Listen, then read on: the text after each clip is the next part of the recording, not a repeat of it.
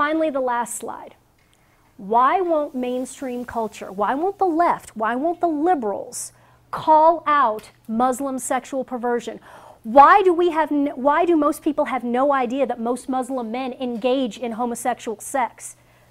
Why do we have no idea that most men in Islamic cultures engage in pedophilia? That there's this massive problem. Why won't the left talk about this? It's very simple. If you look at Afghanistan and you have a culture wherein well in excess of 50% of the men are engaging in either man-man or man-boy sex, what does that tell you about sexual orientation? It's psychological. It's psychologically conditioned. It is inculcated. What does the homosexual lobby in this country want you to believe? That it's genetic. I was born this way. It's in my DNA. If you look at the Islamic world is proof, it's objective proof staring you in the face that not only is sexual orientation not genetic, it is a cultural phenomenon. You have pockets, like I said, in Afghanistan, where in the male population, it's far, far in excess of 50% and next to zero in the female population. It is a psychologically conditioned orientation. And the homosexual leftist lobby in this country doesn't want you to know that.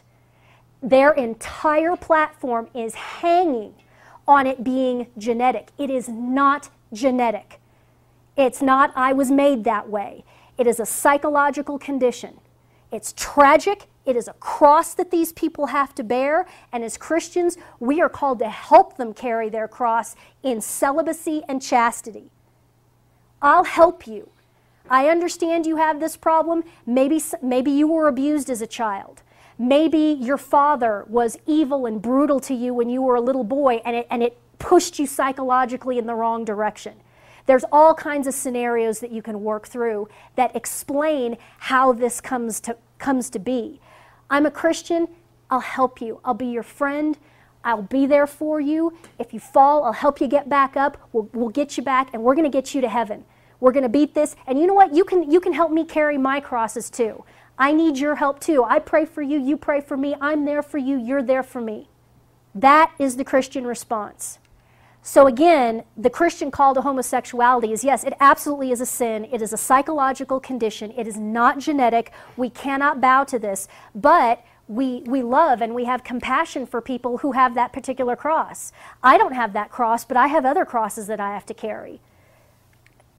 Help me. Pray for me.